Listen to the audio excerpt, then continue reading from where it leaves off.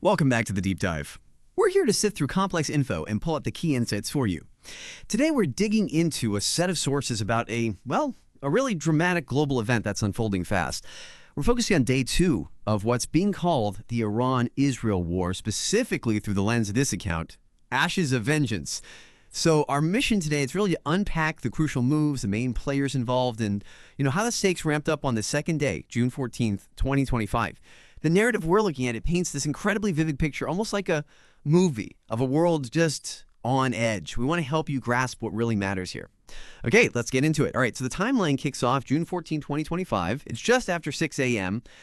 Israel time. Tel Aviv's obviously still shaken from the night before, but the account says Israel isn't just sitting there. They launch Operation Rising Lion, moving straight into Phase 2. It's described as this really swift, aggressive counterattack. Yeah, and what's striking right from the start of day 2 is just how fast and how, multi-pronged Israel's responses. The source material tells us that by about 7 a.m., maybe 7:03, their war plans were hitting deep inside Iran, specifically Kermanshah, which is flagged as a major center for Iran's long-range missiles. And almost at the same time, you have drones hitting the Imam Ali missile base over near the Syrian border. That's a key spot for Iranian-backed militias getting organized. So, bang, bang, 2 big hits. And then there's this other strike the account really emphasizes, a big one. Israel uses its Jericho III missile. Now, it mentions this missile can carry a nuclear payload, but importantly, this time it was conventional. And Iran's air defense headquarters down in Avaz. Right, the Jericho III hit. That's a very significant move. And hitting Avaz, the effects described are devastating. We're told over 70 IRGC personnel were killed. That's the Islamic Revolutionary Guard Corps. And among them, Brigadier General Asghar Tavakoli. The source calls him a key strategist for Iran's drone warfare. So you have to ask strategically, what does hitting someone that senior so early on signal? It really suggests they're trying to cripple the command structure, maybe even, take out the brains behind future attacks, not just the hardware. Yeah, that's definitely more than just tit for tat. It feels like a deliberate attempt to, decapitate part of their command. But like you said, every action causes a reaction. Israel hits hard and fast, but Iran has its own networks ready to go. The sources make it clear that by noon on day 2, these regional connections start to activate. This regional web wakes up. It really does. And the first major impact we read about is in northern Israel. Hezbollah fires a massive barrage from southern Lebanon, over 300 rockets apparently, aimed at cities like Kiryat Shmona, Saif, Haifa. They're under siege. And while the Iron Dome system catches a lot of them, the account confirms some get through. They hit oil tanks, civilian homes. So you see this immediate activation of a major proxy force. It shows Iran's network isn't just theoretical, it's operational and ready. Exactly. And the sources stress this isn't just campaign between Iran and Israel anymore, is it? You've got Iranian-backed militias in Iraq getting involved, too. They hit a U.S. military convoy with IEDs, those roadside bombs.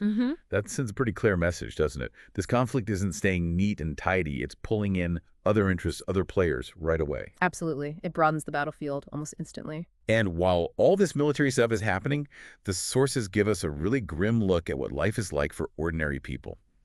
In Tehran, for instance, we read about blackouts hitting the capital, people panic buying, stores emptying out, gas stations closing. Plus, Israeli cyber attacks are slowing down the internet. Just sounds like chaos. It does. And you see a parallel picture described in Israel. Bomb shelters are packed, schools are being converted into makeshift hospitals, soldiers are mobilizing everywhere. It really paints this picture of, deep societal disruption and, frankly, fear gripping both sides as they brace for more. Okay, and then the conflict just blows past the regional boundaries. The sources mark this time 3:44 p.m. GMT on June 14th.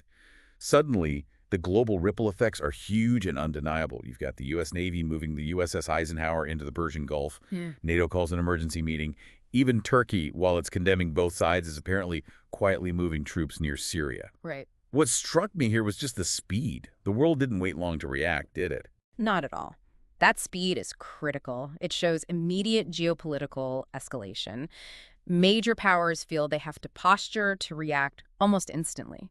And then there's an economic angle, which is huge. China freezing oil contracts with the region. The source material actually calls the resulting global panic the Middle East meltdown. Wow, Middle East meltdown. Yeah. I mean, think about China doing that. It basically sends global markets into a nosedive. It shows just how vulnerable the global economy is to this kind of regional conflict, especially energy markets.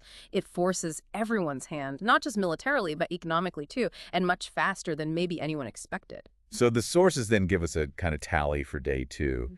The human cost, the material damage. It's pretty stark reading. It is. Looking at the figures presented, Iran is listed with 143 dead, 220 injured, 4 major military bases destroyed. For Israel, the numbers are 68 dead, over 300 injured. And Haifa and other northern cities are described as burning from those rocket attacks. And it goes beyond them too, right?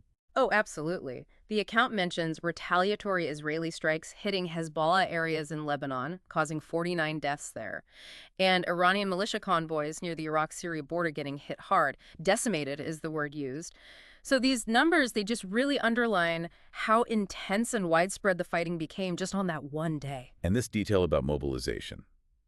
Over 200,000 soldiers mobilized by midnight. Yeah, just let that sink in. 200,000, that's an enormous number in such a short time. It speaks volumes about the scale this reached by the end of day 2. It really does. So, as night falls on June 14th, the account says, okay, both sides are still exchanging blows, but something fundamental has changed. It's not just Iran versus Israel anymore. The war is clearly expanding. It's spiraling outwards. And that line, the world was no longer holding its breath. It was preparing for the next explosion. That's pretty chilling. It is. And that specific point, it raises some really big questions, doesn't it, about where this goes next. The sources leave you with this feeling that it's almost inevitable now, that the scope is just going to keep broadening. It's moving way beyond just a contained, regional fight. So let's try to wrap this up. What does all this mean for you listening to this? Yeah. What are the key takeaways from day 2 as laid out in Ashes of Vengeance? Well, clearly, we saw a massive escalation from both main sides. We saw these extensive regional proxy networks activate almost instantly. And the impact on global politics, on economies, was immediate and profound. It's just a stark reminder, isn't it, of how fast a conflict that seems localized can suck in the whole world and shake up global systems. I think that's exactly right. If you connect it to the bigger picture, it just hammers home how interconnected everything is. Geopolitics, economics, the human cost. And for me, the crucial thing that stands out from these sources is the sheer speed. The speed of the escalation, the speed of the spread. It wasn't gradual. It was, like you said, an explosion. Yeah, absolutely. So as you reflect on this deep dive, here's something to think about, a provocative thought maybe.